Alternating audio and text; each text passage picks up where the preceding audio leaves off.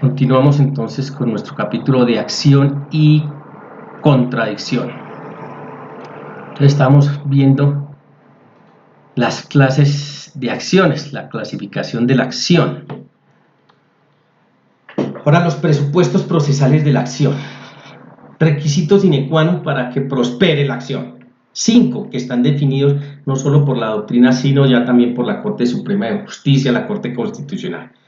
Capacidad para ser parte, capacidad para comparecer, la calidad del funcionario judicial, la competencia y la falta de caducidad. Entonces miremoslos con calma cada uno de ellos. Capacidad para ser parte y capacidad para comparecer, que tienen que ver con una institución que se llama legitimación en la causa. Entonces, claro, a mí me permiten ir a un proceso, pero yo tengo que estar legitimado en la causa, o sea, en ese proceso para poder actuar. Por eso el legislador se ha dado a la tarea de definir todo el tema de legitimación en la causa. ¿Quién está legitimado para promover este proceso? ¿A quién le asiste o le puede asistir un derecho para que él promueva este proceso?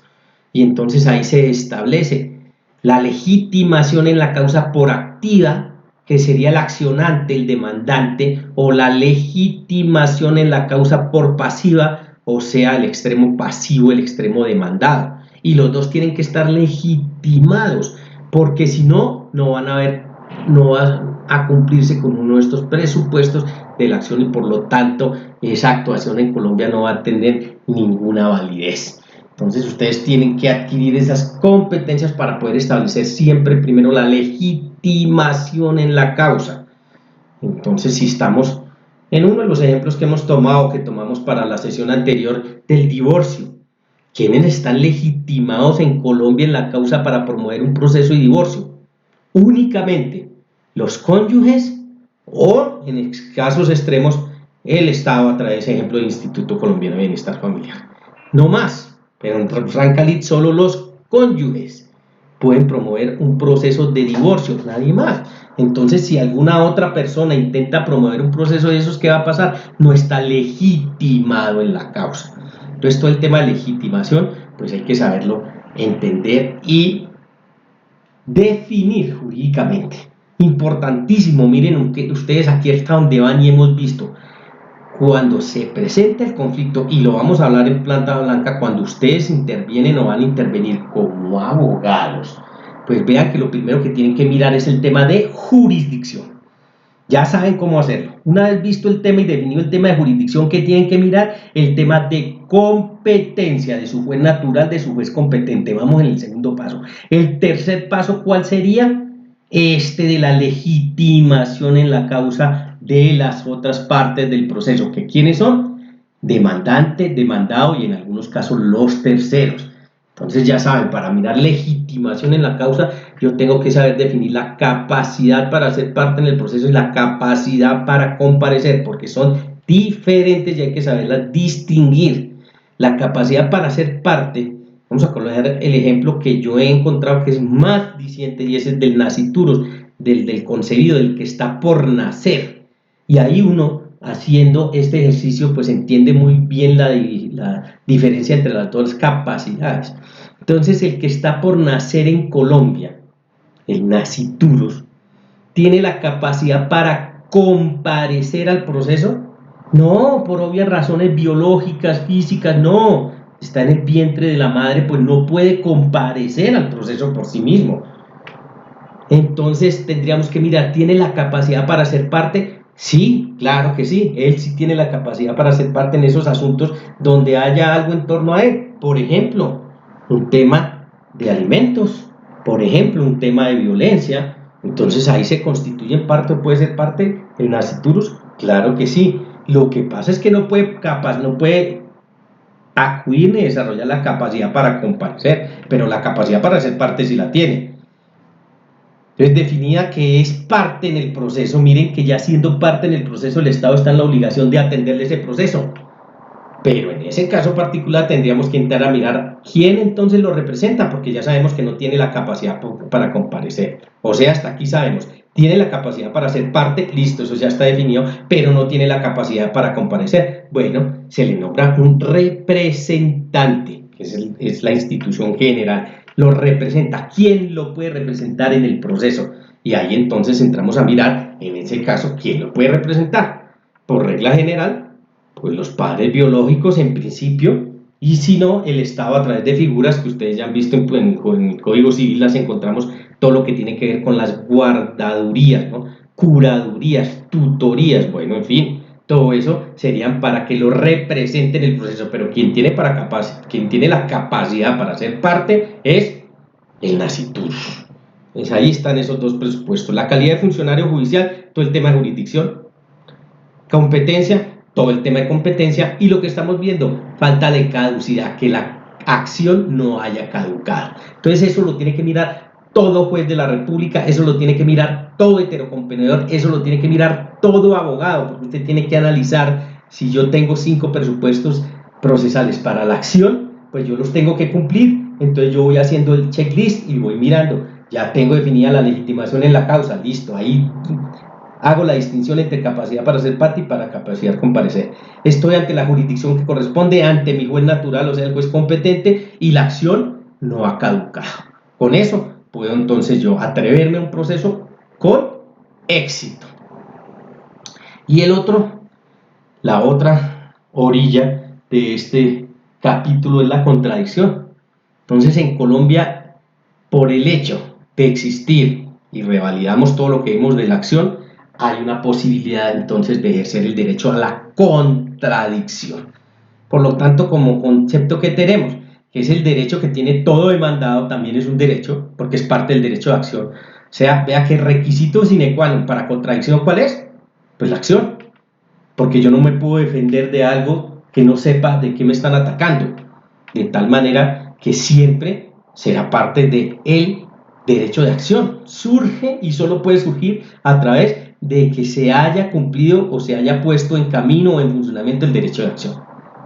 De formular peticiones al Estado para defender sus intereses y contrarrestar las peticiones o pretensiones del demandante. Claro, porque usted ya ahí tiene un contradictor. ¿Quién es?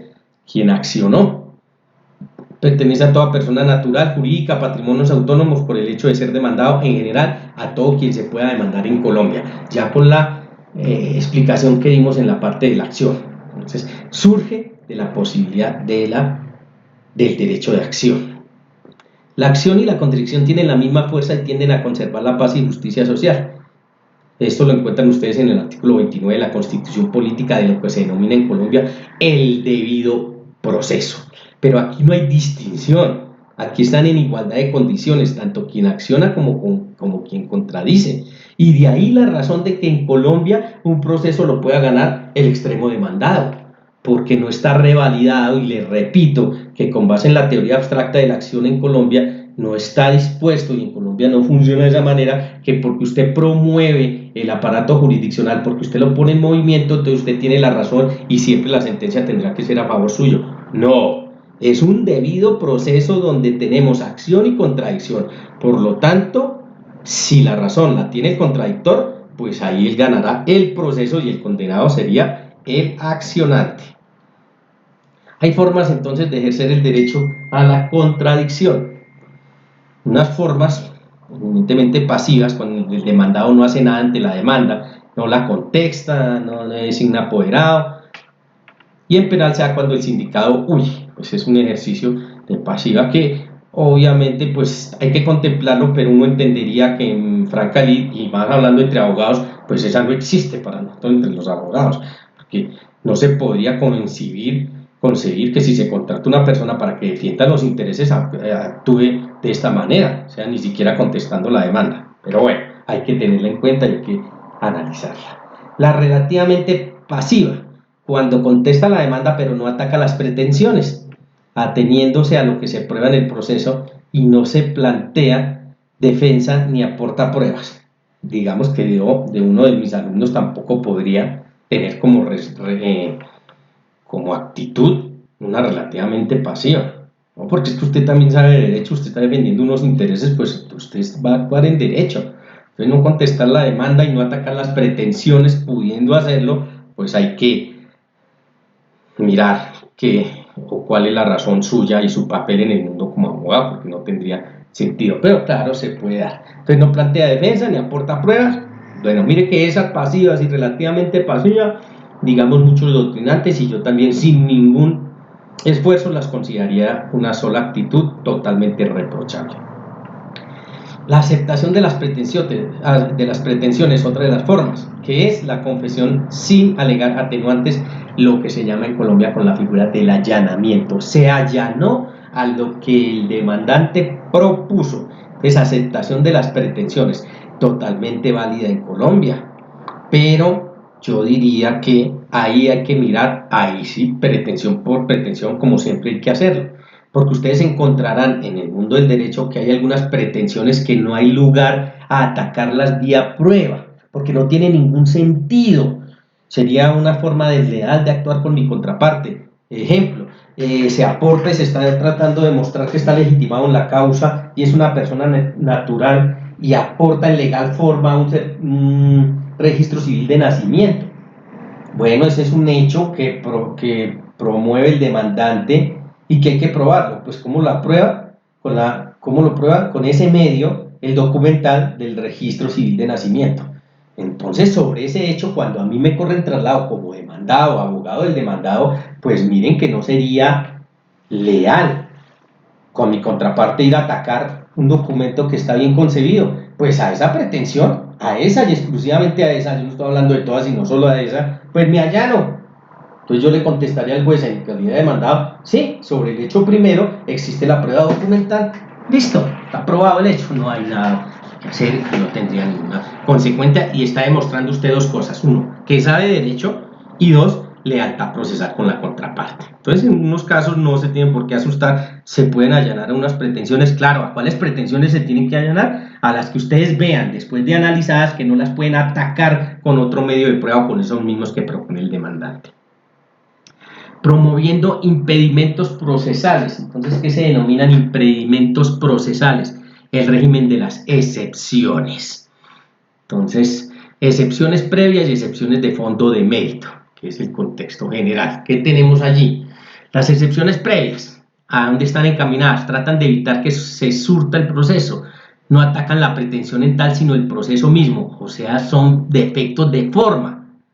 De tal manera que se ataca es el discurrir del proceso, por eso no las pretensiones como tal, por eso tienen esa connotación de excepciones previas.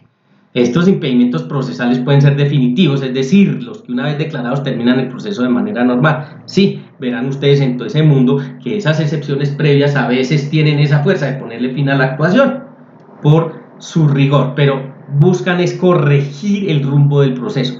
Entonces, para que lo tengan en cuenta y lo vayan desarrollando y lo vayan alimentando. Las excepciones son de dos tipos, o excepciones previas o excepciones de fondo de mérito. Las excepciones previas son llamadas también impedimentos procesales, esas a dónde van, a dónde están encaminadas a corregir el rumbo del proceso.